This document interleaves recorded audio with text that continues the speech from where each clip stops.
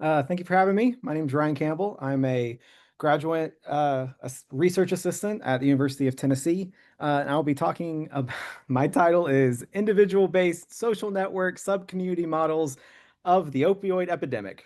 So let's get started. Um, there we go. Very brief history. Um, so since 1999, over 800,000 people have died from opioid overdose. As you can see, the actual phases of the history have occurred in three different phases. For our purposes, we'll just talk about the last one. So this third phase started in 2013, and it basically came with a increase in people using fentanyl. So fentanyl is an extremely potent drug. It's about 50 times stronger than heroin and 100 times stronger than morphine. It's very inexpensive to produce, and in the powdered form, it resembles other drugs. So it can either be mixed in with heroin or pressed into counterfeit prescription pills to save costs. Why is that a problem? Because if you are someone who takes heroin and you are used to X amount of heroin and it's cut with fentanyl without you knowing it, since it's 50 times stronger, that's going to be a recipe for higher overdoses and specifically higher overdoses resulting in death. So lots of mathematicians have created models to try to understand how do people develop this opioid use disorder where they're misusing opioids. What are ways to mitigate it? Like I said, there's a lot. We are going to talk about three for our purposes. So the first one was developed here at UT with Phillips. So she basically developed a compartmental model of five different drug classes. So anybody can be categorized in these. So you're either susceptible. So these are just individuals who are not currently taking opioids and have never misused opioids. There are people who are prescribed opioids. There are people who have a prescription-based opioid use disorder. So these are people who are currently misusing opioids, and the opioids they are misusing are prescription-based, either theirs or someone else's. There is the illicit-based opioid use disorder. So this is, again, you are abusing opioids, but you are specifically have also included heroin or fentanyl or something like that. And then a recovery class as well. So these are the five different classes. And here is a visual representation of her model. So this is an ODE model. And this is just like I said, a graphical representation of how all the people and all the classes interact with each other. Some structure with this model. So if you notice, the people in S and P, so the susceptibles and prescribed, you can just go back and forth in this all day long. It's not until you have actually developed an OUD where you are now in this part of the model. So, which is you're either currently misusing opioids or you have recovered from opioids. I believe the idea behind this would be that if you are in recovery, you still have a temptation to go back, and it's going to be a different temptation than like someone who is susceptible. Another aspect is this idea that opioid use disorder might be considered a social contagion. So these elements right here are the social contact terms. So basically, these are the ways that you could develop an opioid use disorder through contact with either someone else who has an opioid use disorder or someone who has a prescription. So you could like, take grandma's, opioids or something and develop it that way. So this idea that opioid use disorder could be a social contagion was taken even further in our next model with Lee Piercy. So she developed an individual-based model using Phillips' model as a framework. So some disadvantages that she realized with Phillips' ODE model is that it is a well-mixed principle. So there is an assumption that everyone is in contact with everyone else, which isn't realistic. And then it also considers, obviously it would consider population dynamics, not individuals or individual dynamics. So, an ODE model will not be able to answer the question, are there characteristics with individuals who typically, relapse? What's the commonality? That wouldn't be something an ODE model would be able to do, but it would be potentially something that an individual-based model would do. This model specifically was completely like revolutionary for our model specifically too.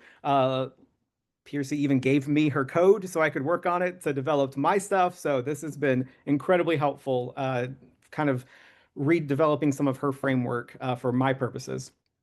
So as we said, Piercy's model is an individual-based model based off of Philip's ODE model, and my individual-based model is based off of this next ODE model.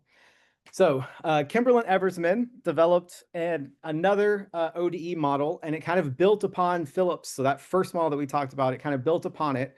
So instead of thinking as everybody as a population, she noticed that there are some communities that are more susceptible to opioid misuse than others. And so she wanted to create a model that kind of could focus in and harness that and see, how could we mitigate, some things from that perspective from a very specific subcommunity. So she has two groups now instead of just the one. And if you notice, they're the same 5 categories.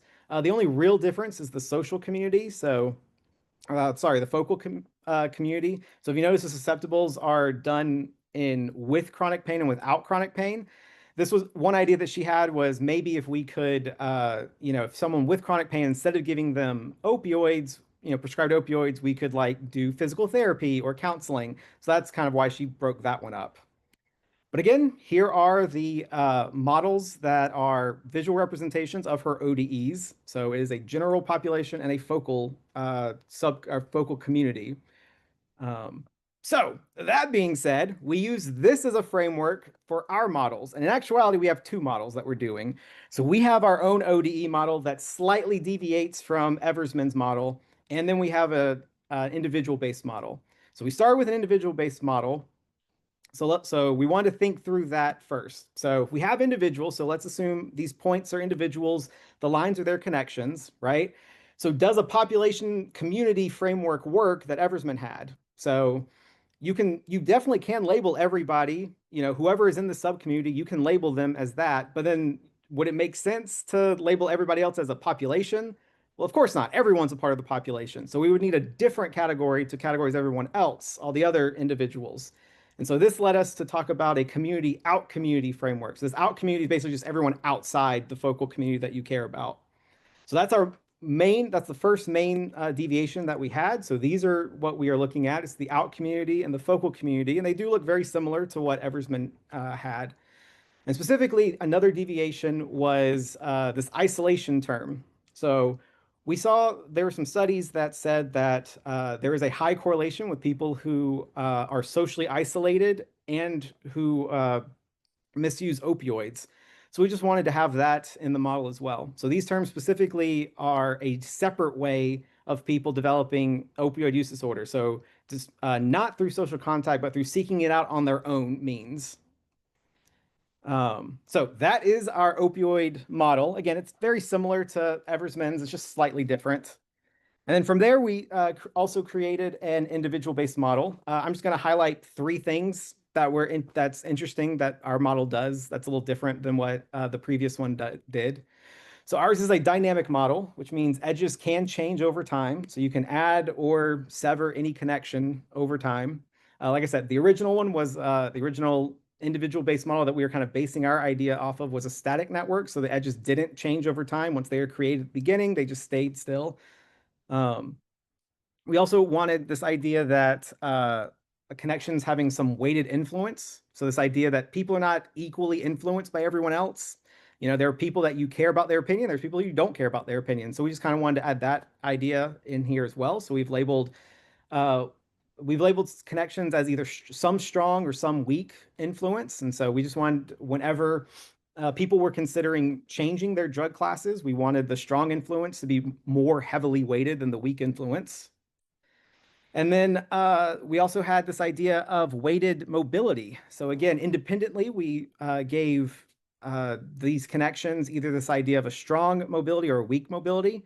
So mobility is just this idea of how easily can a bond break. And since some bonds are much stronger than others, so for instance, it's going to be a lot harder to break a bond between a family member or a best friend as opposed to an acquaintance. So again, when we were considering cutting connections, we wanted to make sure that the strong mobility were less likely to be cut than the weak mobility ones.